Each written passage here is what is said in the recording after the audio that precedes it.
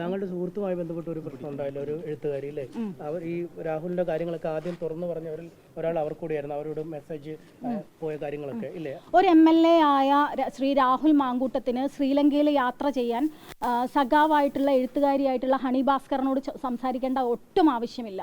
പക്ഷേ അദ്ദേഹം ആ ചാറ്റ് പോലും, ഞാൻ ഇത്രയും സ്ത്രീകളോട്, ഞാൻ ഈ സഖാവായ ഈ സ്ത്രീയോട് പോലും സംസാരിക്കുന്നു, അവരെൻ്റെ ചാറ്റിങ്ങിലുള്ള ഒരാളാണ് എന്ന് പറഞ്ഞ് കേമത്തം പറയുന്ന ഒരു സ്ഥിതി ഉണ്ടായതുകൊണ്ട് തന്നെയാണ് ഹണി ഭാസ്കരൻ പ്രതികരിച്ചിട്ടുള്ളത്.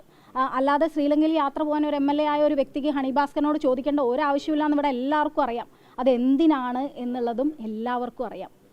അതുകൊണ്ട് തന്നെയാണ് അവർ പ്രതികരിച്ചത്. അല്ല, അപ്പോഴും മറുവശത്തായിരുന്ന കൂടുതൽ ആളുകളല്ലേ അവരെ?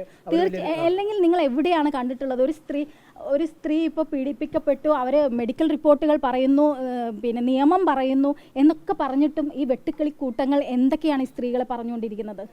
ഐഡൻറ്റിറ്റി പോലും വ്യക്തമാക്കുന്ന രീതിയിൽ ഇവിടെ സോഷ്യൽ മീഡിയയിൽ പ്രചാരണം ഉണ്ടായില്ലേ? അപ്പോൾ ഞാൻ വേറൊരു കാര്യം പറയട്ടെ, നിങ്ങൾ ചാനലുകാരെന്താ ചെയ്തിട്ടുള്ളത്? നിങ്ങൾ രാഹുൽ ഈശ്വർ എന്ന് പറയുന്ന വ്യക്തി നിങ്ങളുടെ ചാനലിൽ ചർച്ചയ്ക്ക് വന്നാൽ അത് റേറ്റിംഗ് കൂടും എന്നുള്ളത് കൊണ്ട് നിങ്ങൾ അവരെ ചർച്ചയ്ക്ക് പങ്കെടുപ്പിക്കാതെ ഇരുന്നിട്ടുണ്ടോ? നിങ്ങൾ എപ്പോഴും അവരെ ചർച്ചയ്ക്ക് പങ്കെടുപ്പിക്കുകയല്ലേ ചെയ്തിട്ടുള്ളത്? നിങ്ങളുടെ കൂട്ടത്തിലുള്ള ഒരാളല്ലേ? ഒരുപാട് ആളുകളില്ലേ ഇതിൻ്റെ ചൂഷണത്തിന് വിധേയമായിട്ടുള്ള ആളുകൾ.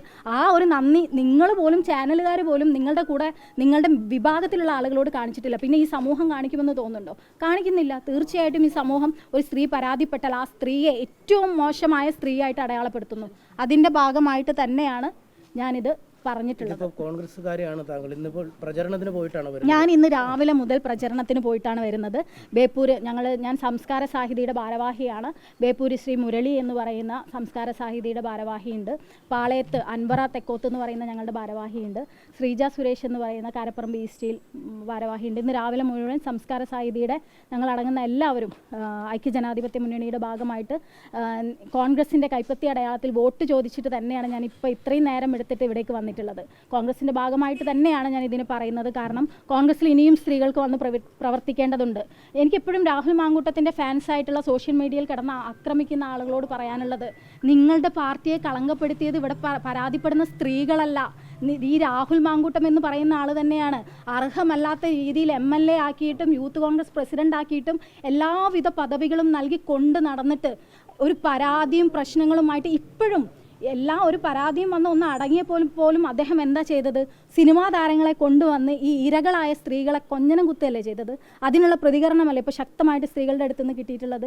അപ്പോൾ അത് അദ്ദേഹം അർഹിക്കുന്നുണ്ട്. അപ്പം നിങ്ങൾ പറയുന്നത് ഇപ്പം ഈ നടക്കുന്ന സംഭവ വികാസങ്ങളും ഈ പരാതികളും അല്ലെങ്കിൽ ഈ രാഹുൽ മാങ്കൂട്ടത്തിന്റെ ഈ പരിപാടികളൊക്കെ ഷാഫിക്കും അറിവുണ്ട്, ഷാഫിയുടെ അറിവോട് കൂടിയിട്ടാണ്. ഷാഫിയുടെ അറിവ് കൂടിയിട്ടാണോ എന്ന് എനിക്കറിയില്ല. പക്ഷേ ഷാഫി പറമ്പിൽ എന്ന് പറയുന്ന വ്യക്തിക്ക് അദ്ദേഹം സ്ത്രീകളോട് മോശമായിട്ട് പെരുമാറുന്നത് അറിയില്ല എന്ന് പറഞ്ഞാൽ ഞാൻ വിശ്വസിക്കില്ല. ഞാൻ പറഞ്ഞിട്ടുണ്ട്, യൂത്ത് കോൺഗ്രസ് പ്രസിഡന്റ് ആവുന്നതിന് മുമ്പ്, ശ്രീ രാഹുൽ മാങ്കൂട്ടം യൂത്ത് കോൺഗ്രസ് പ്രസിഡന്റ് ആവുന്നതിന് മുമ്പ് ഞാൻ പറഞ്ഞിട്ടുണ്ട്. അതിൻ്റെ തെളിവ് എൻ്റെ കയ്യിലുണ്ട്. ഞാൻ പറഞ്ഞിട്ടില്ല എന്ന് ശ്രീ ഷാഫി പറമ്പിൽ പറയട്ടെ, ഞാൻ ആ തെളിവ് കാണിക്കാം. അല്ലൊരു ക്രിമിനൽ കുറ്റം കൂടിയല്ലേ അങ്ങനെയാണെങ്കിൽ? കാരണം സംഘടനയ്ക്കുള്ളിൽപ്പെട്ട പരാതിയാണെങ്കിൽ പോലും അല്ല, നമ്മുടെ പരാതികൾക്ക് അത്ര പ്രാധാന്യം നൽകുന്നില്ല. അതിനേക്കാൾ അദ്ദേഹം ചിലപ്പം ശ്രീ രാഹുൽ മാങ്കൂട്ടത്തെ വിശ്വസിച്ച് കണ്ടേക്കാം.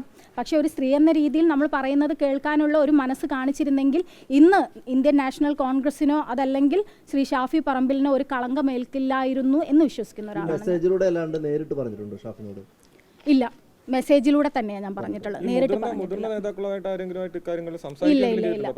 ഇല്ല. ഞാൻ മുതിർന്ന നേതാക്കളും ആരുമായിട്ട് സംസാരിച്ചിട്ടില്ല. കാരണം ഞാൻ ഇപ്പോഴും ഉറച്ചു വിശ്വസിക്കുന്നത് ശ്രീ രാഹുൽ മാങ്കൂട്ടം എന്ന് പറയുന്ന വ്യക്തിയുടെ ഗാർഡിയൻ എന്ന് പറയുന്നത് ഷാഫി പറമ്പിൽ MLA ആണ്. അന്നുമായിരുന്നു, ഇപ്പോഴുമായിരുന്നു.